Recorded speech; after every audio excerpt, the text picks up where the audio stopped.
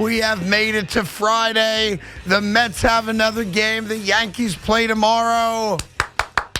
The New York Jets are going to have Aaron Rodgers locked up by the end of the weekend. Odell Beckham becomes a Jet on Monday. And the entire sports world recognizes that the Knicks are a force. What's good, Evan Roberts? How are you today, kid? Today is my favorite day of the year. Why this is that? when baseball season really starts. Because now it's normal. Now it's, hey, what am I going to do tonight? I'm going to watch the Mets. Yesterday was a holiday. Today is normalcy. I am so happy. How are you, Craig? I'm doing fantastic. I wish the Yankees were playing right now, to be honest. I know. I'd like a nice little 2:30 start. Would be perfect. Go to about 5:30, 2-hour post-game show, and I could start drinking some 1800 coconut at about 3 o'clock. It'd be awesome. I understand. It would be great. Hey, it's funny. I was talking to John Smoltz this morning, as you may or may not know, and here's what I find interesting, and it happened a lot quicker than I thought. Not to get into the weeds on all the changes of Major League Baseball. Mm-hmm. But outside of, listen, I'm sure there's always a dissenting voice on everything, no matter what it is, right? I like to breathe oxygen. Oxygen will kill you. Right? There's always some guy or gal that's got something negative to say, right? Mm-hmm. It is damn near universal. Even old school purists, guys and you're more of an old soul baseball-wise, despite your age. I think you'd admit to that. 100%. Love across the board what baseball did prior to yesterday, in this offseason. I'm fascinated by that. You know what I think it is, and it's bizarre, and I have to give Manfred credit. I know I'm doing this 2 days in a row. It's crazy to give this man credit.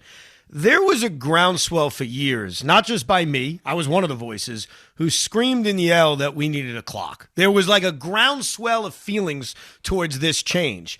And Major League Baseball, let's call Rob Manfred the United States government, the government listened to us, and that never happens. When we scream and yell about changes that our government should make, they all ignore us. We never actually get what we want. This was one of those rare times in life and in sports, Craig, where I think a lot of people were demanding something, and we got it. And now we don't know what to do with ourselves because 95% of people are happy. And let me put this in perspective.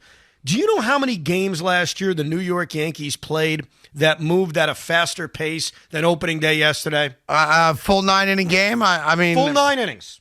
None? 5. And okay. They played 162 games, yeah. And there were only 5 games that moved as fast as what we saw yesterday. And I think the vast majority of people, despite the little wrinkles we may see, the Jeff McNeil thing in the Met game, people love it because they listen to us, Craig.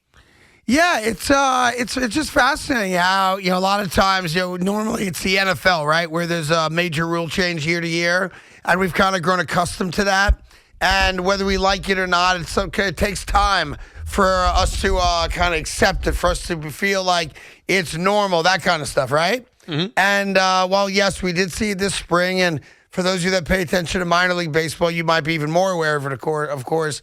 But, man, we played one game, right? One day of professional baseball, and everybody loves it. 2.5-hour game. Now, I know for Yankee fans yesterday, I was talking to Big Mac about this.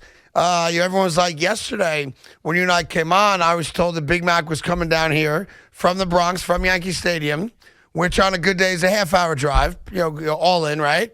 That he was coming here to do the bridge show after we got off at 6:30 to cover 6:30 to 7, and then I assume Keith McPherson was on. He walked in the building at 20 after 6, and I'm like, well, the game ended, dude, at what time? Like 3:40? Yeah, something like that. Right around there, I think, yeah. And it's amazing, and you and I are obviously on the air, and it was a very long post-game show, all good. Shackles knew at it, and, that'll be condensed a little bit, but he did a great job. It's not a knock at all. And I'm like, it took you 2.5 hours to go from Yankee Stadium down to Tribeca? That's as long as the game was. Like, that's crazy, right? No, it was absolutely in fairness, in the interest of full disclosure, the first half hour of that, I was attempting to go home. so I had to like call an audible and then head to the city. So it's not like I left the game and but there had to immediately be headed traffic here. in every direction. No, anyway. that's what it was. I was never going to make it home at 6:30. I had to turn around and come here. Yeah. Do you know why? Because I have a theory that's related to the pitch clock on this. I really. Do I know why? What side? Why Big Mac, and not just Big Mac, every single person that went Yeah. to the Yankee game was complaining about traffic, and I have a theory on why. Yeah. And it's related to the pitch clock, believe it or not. Go ahead. Besides the fact it's a Thursday afternoon in New York City, opening days are always during the week. Like, it's a normal thing. Right. Here's how it's related to the pitch clock, and you're going to agree with me. You're going to say, wow, Evan, this is why I like you. You come up with these great theories. Everybody stayed until the end, Craig. Well, obviously, I mean, the majority of people seemingly did. Now, I have some friends as you do that left after the 7th. That's a rarity. But still, you're right. Because in the past, and this is like goes to a question I've heard a lot recently, which is, what about the owners? What about selling beers? I heard someone call up Tiki and Tierney and say that. Is it going to hurt the owners? Because what about selling beers and hot dogs? Yeah. There was a study done in the minor leagues that basically everybody stayed instead of leaving early. And because of that, the sales of beer and hot dogs remained exactly the same. What would happen back in the day is that at the 2.5-hour mark in the 7th inning, people would go home. But now people are staying for a full 9 innings. Right. So I think what happened yesterday, besides the rare example you absolutely can give Craig, well, I know a guy that left in the 7th, that ballpark remained more full than ever because people stayed for the full game instead of leaving after 2.5 hours in the 7th inning. Now, they still cut off beer sales after the 7th inning stretch. But yes, your point is right that if you're looking at the entire visit to the ballpark as a, let's just call it, max 3-hour thing, rather than leave in the 6th or 7th inning because, I got to get the kids home or I got work tomorrow, whatever the case may be, you are much more likely now to watch all 9 innings because you're not spending any more time than you used to. Exactly. Yeah, I will say this. Nick Mangold made a very good point. It does, to be fair, we got to cover both sides of this. Go ahead. It does negatively impact one particular person or group of people. Oh. The guy or gal that tries to do the 999 challenge. What's the 999 challenge, right? 9 hot dogs, 9 beers, and 9 innings. That guy's going to have a tough time getting that done in 2.5 hours. It's making it more of a challenge. You have to condense it a little bit. You got to go a hell of a lot quicker. Right, but that's why Nick's got the best side. It's like, I didn't even consider that. He goes, yeah, man, like that'd be tough to go 999. If you got to do it, if I had 3.5 hours, I'm much more likely to do it. Yeah, that does make it more difficult. I have to admit, the 999 challenge, which I've never tried before, but you actually intrigued me with that. Oh, you couldn't do it because you wouldn't be able to drink the 9 beers. How do you know that? No, you're not putting down 9 beers. First off, you're not a big beer guy. Secondly, it doesn't have fruit in it, unless you go Blue Moon, I guess. Exactly. Right? And thirdly, while I have seen you mow on hot dogs, you're not a 9 hot dog guy in 2.5 hours. No shot. Wait, what is it? It's 9 beers, 9 hot dogs, and 9 what? Innings. So you have the whole game. Okay, good. So it's just the hot dogs and the beers. Essentially, there's no time. There's not a clock on it. Yeah. You can't start till first pitch, right? And you have to be done by final out. But you go 9 beers, 9 hot dogs, 9 innings. Yeah, I'd be a mess. By the 4th inning, my scorecard would be dead. Yeah, that'd be a problem. I mean, first off, you'd be drunk. Secondly, the gas coming out of your body would be disgusting. But, maybe one day we'll all go out to the ballpark and we'll see if anybody wants to try it. I don't know. Challenge accepted. All right. Meanwhile, there is football. And the football that has to be discussed is, I want to be very clear how I say this. I'm surmising, all right? This is not what I'm about to say is me, taking educated guesses and trying to read the tea leaves. Almost like when you look at a conspiracy theory or you try to figure out how a movie ends, that kind of thing, right? Right. All right, here it is. The Indianapolis Colts publicly came out and said no. The Atlanta Falcons publicly came out and said no. The Washington Commodores publicly came out and said no. The New England Patriots did not. Mm-hmm. Add to that Robert Kraft's comments a couple days ago in which he said, kind of similar to Woody Johnson, ironically, I'm in the winning business. We are here to win. Except he is in the winning business. Right. He actually can back that up, right? Yeah. And we have to make the playoffs this year. And while I'd love Bill Belichick to break down Shula's record of most wins ever and he's 18 away, we need to be in the playoffs this year. I don't care about personal stats or accomplishments. We need to be in the playoffs. I'm getting old. I'm in my 80s. And they have not said no. They even acknowledged publicly, as you know, that Meek Mill reached out to Robert Kraft because of their friendship and said, go get Lamar Jackson. And Lamar Jackson has publicly, I think, been like, yeah. Now, today you have Asante Samuel coming out saying that Lamar Jackson will not like playing for Belichick. He shouldn't go there. I love that. Okay, now, of course, Asante Samuel, maybe should catch a football, and Bill Belichick would have 7 titles with Tom Brady, but that's a story for another day, right? Yeah. But to me, there's now smoke building. Now, I may have started it all a week ago and take that out of the picture here. It is now a legitimate topic of conversation amongst former players and possibly even current players. The New England Patriots have never said, we're good with Mac Jones, we're not going after him. They haven't said they are either. But all these other teams where it makes sense, where you could understand why the Colts would want him, why Atlanta would want him, why Washington would want him.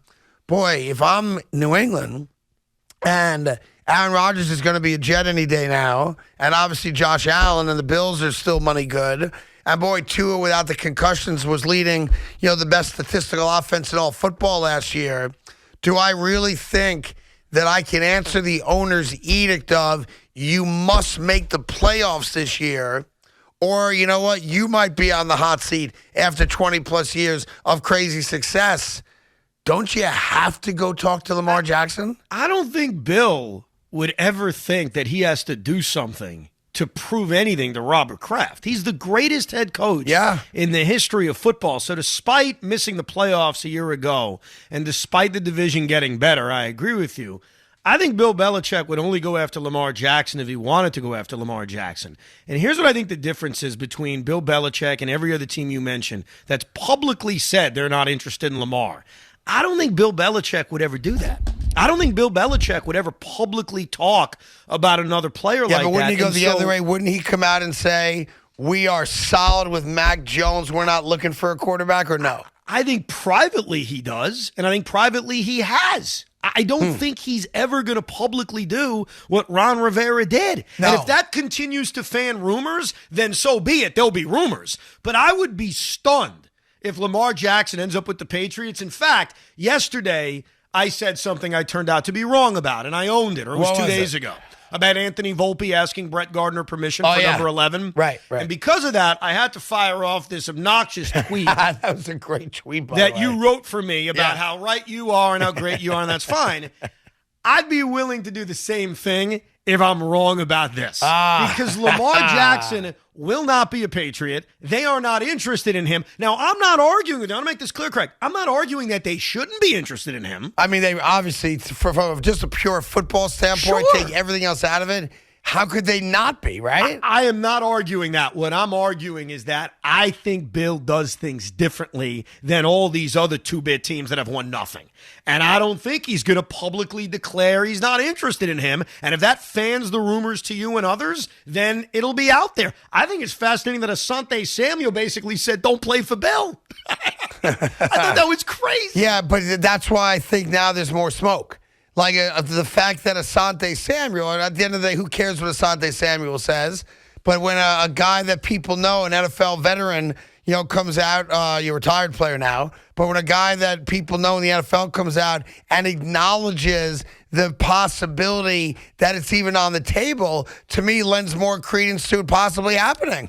I think that right now Lamar Jackson, rightfully so, is desperate to have any team interested. I agree with that, because right now it's either go back and play for $32 million and suck it up, or sit out and make nothing, I guess. Yeah, he's not in position to say, I want to play here, I don't want to play there, I don't want to play for Bill. He needs interest. He needs teams to say, hey, we want to pay you, we want you to be on our football team. And shockingly enough, we're sitting here and there seems to be no public interest in the guy, which is crazy to me. Yeah, it is crazy. The other thing that was crazy, if you didn't see it on Twitter, go check out my Twitter account today, because I'm on the West Side Highway coming down here. I worked a little bit later today. I did the Undisputed show today, time slot wise. And I'm sitting there minding my business. Red light over by, when it becomes West Street, right? Yep. And some jackass, decides it's time for me to smoke everybody out. Did you see that? I did. I saw your video. 3 consecutive lights this tool does this, where he burns his tires out, making smoke for everybody. And that's the same damn red light that you got a ticket out a year and a half ago, and I got a ticket out a couple months ago. This guy is smoking out the West Side Highway. There's not a cop in sight and no tickets. I have a theory, though, and tell me if I'm wrong here, because I analyzed that video 5 different times.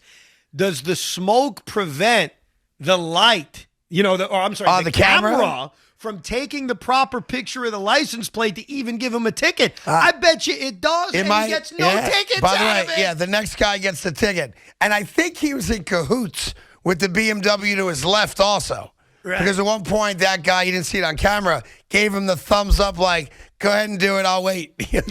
Like that kind of thing. Yeah. But, dude, he did it at 3 consecutive lights. I'm like, I got to film this if he does it again. And sure enough, he did it again. And I'll tell you, if you had to guess, the number one reaction to that online today was the size of the man's penis. Oh, no question. I thought the same thing. I said, that guy is the anti-boomer. He's got nothing down there. Listen, let's relax with Boomer's manhood. I saw the pictures, bro. I've seen it live. I have not, by the way. Never will. Like, it's not bad, but it's not like, oh my God. Yeah, right? That's all I'm saying. Is he on the Mount Rushmore of genitalia that you've seen? I'm not answering that question. It's a family program. That's the shock jock Evan Roberts. It's Carton and Roberts. Hey, Big Mac, could you please explain to our coworkers who do a wonderful job here that they have now foobarred my ability to see Evan for the second consecutive day? I'm looking at you. You look very good, by the way. You're looking at me, yes, but I'm not looking at you. You know why? Why? Because the host won't let me in. Oh, come on. And it happened yesterday where you and I could see you, and then they disconnected me, and I'm in my car. I can't fix it. So they didn't fix it, so I didn't see you the whole day yesterday. And they told me about 25 minutes ago, log in, you're all good. So I'm logged in, and it says the meeting host will let me in soon. That has not happened. I will go talk to the host right now. Craig, I love you and I respect you, and I wanted to show great respect for you this week, but I want to make something very clear to you. On Monday, I'm storming the freaking building. Well, okay? Again, not your choice. not up to you. I know you've been very gracious about what's going on and maintaining a 35-mile distance between me and you. Oh, wait a minute. Now that I've said something, it looks like I'm about to connect. There you go. There you go. The fact that I had to say something on the radio for somebody to realize I wasn't connected is a problem that will be discussed off air. But I am now connected. I see you. We are good. Do you approve of my blue shirt today? Let me take a look at it. Let's see what you got there. Yeah, that's a good look for you. Thank you. Are you happy that our film producer decided to leave the Tierney background up? We are having a. Don't say anything. We are having a fantastic day here at the Fan. And by the way, we'll be on SNY a little bit earlier today because obviously Mets broadcast.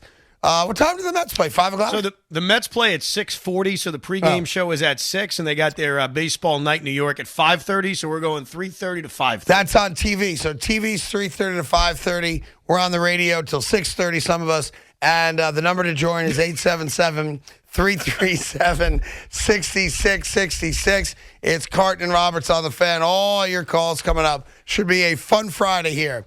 Throughout New York. We'll get to hoops much later on in the show, but we'll get to some basketball. It's a big weekend as well.